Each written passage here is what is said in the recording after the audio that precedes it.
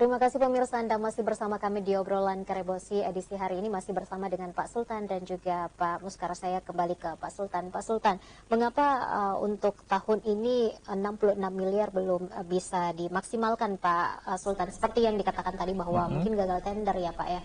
Kemudian ada info yang kami dengar bahwa 66 miliar ini digunakan untuk bagi hasil Pak.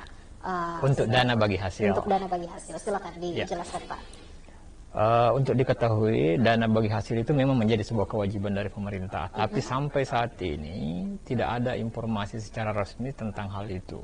Jadi dana itu tetap ada di APBD 2022 ya tahun ini, karena itu perubahan pun kita tidak berubah. Di perubahan pun tidak berubah, tetap 66 miliar. Dan jika misalnya kan ini udah berminggu aja nih selesai gitu.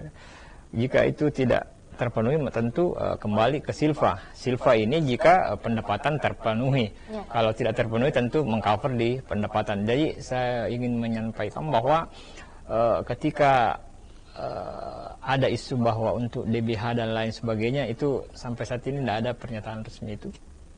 Tidak ada. Belum ada kejelasan dan dikemanakan seandainya.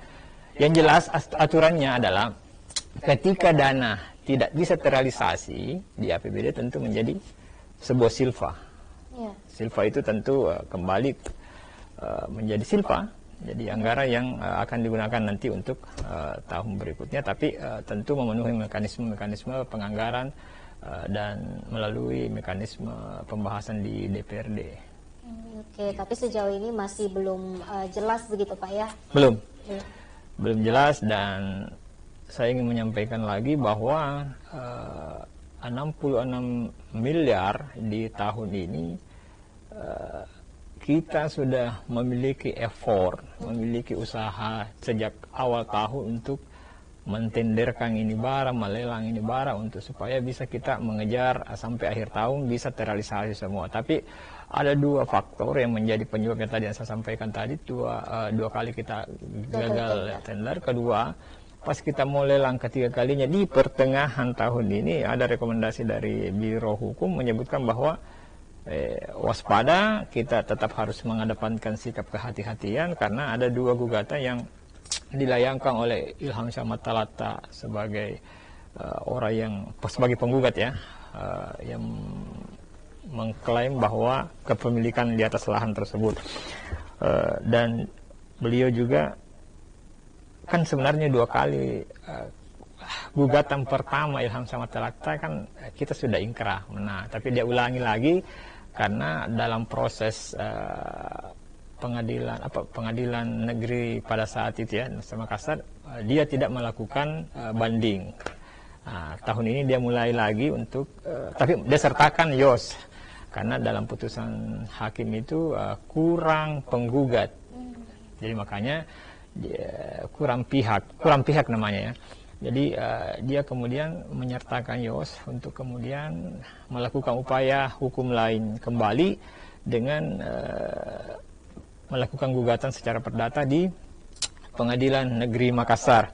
Sekarang tahap Pengadilan Negeri Makassar kita menang lagi, Pemprov menang, dan informasi yang kami dapat dari Biro Hukum, beliau Ilham Syah-Matalata kembali melakukan banding di pengadilan, dan itu pengadilan tinggi ya, Pengadilan Tinggi Makassar. Tentu kita tunggu lagi dulu proses-prosesnya.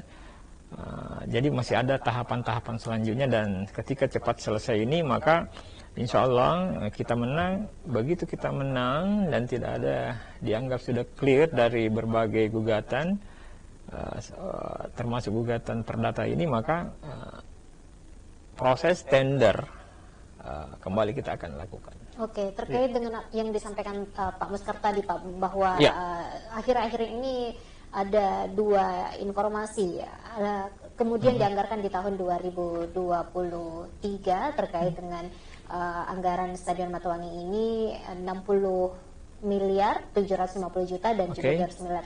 Mungkin masyarakat ataupun pemirsa di rumah ingin kembali ditegaskan selaku Kabid Humas dan Komunikasi Publik Diskominfo Sulawesi Selatan, Pak Sultan. Ya, kami di sini menegaskan bahwa anggaran itu yang benar adalah 60 miliar 750 juta.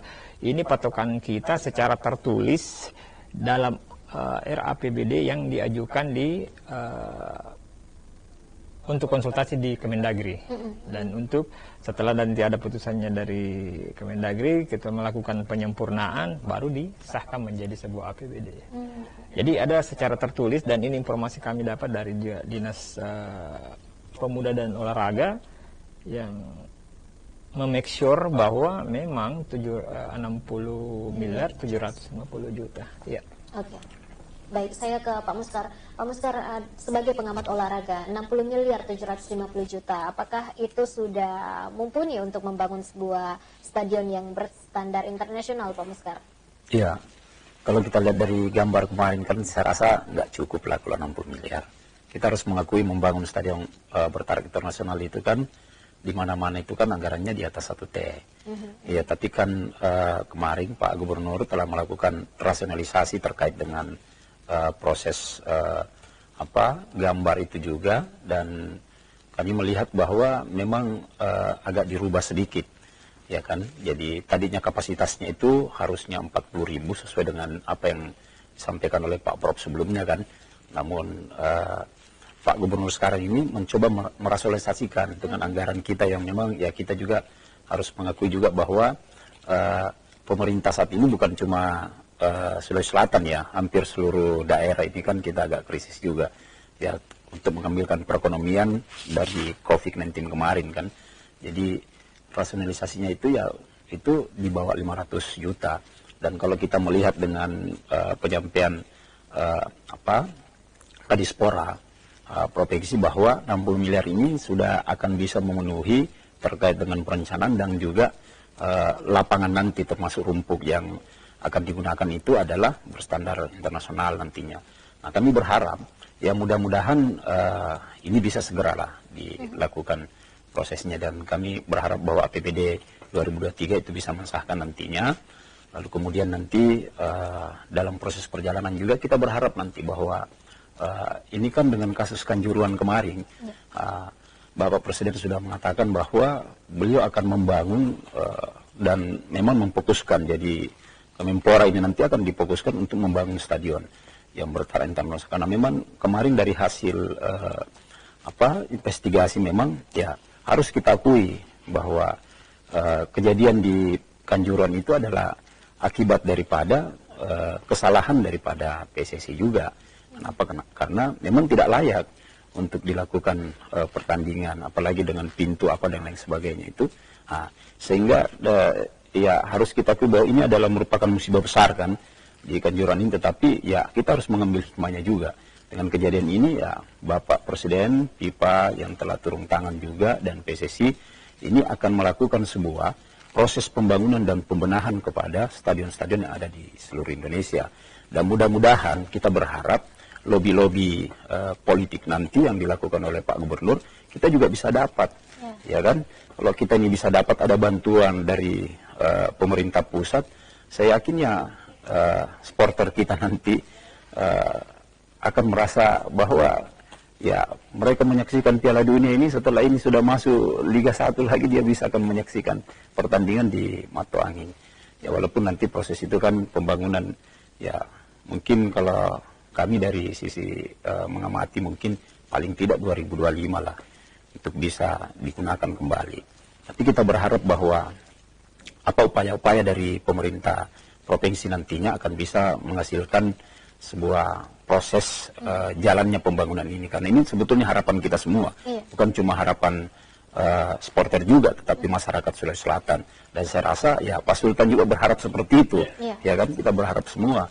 Oleh karena itu ya mudah-mudahan ya proses pembangunan nantinya dengan 60 miliar. Kalau saya pribadi saya katakan 60 miliar dulu dibangun, ini kan dasarnya dulu.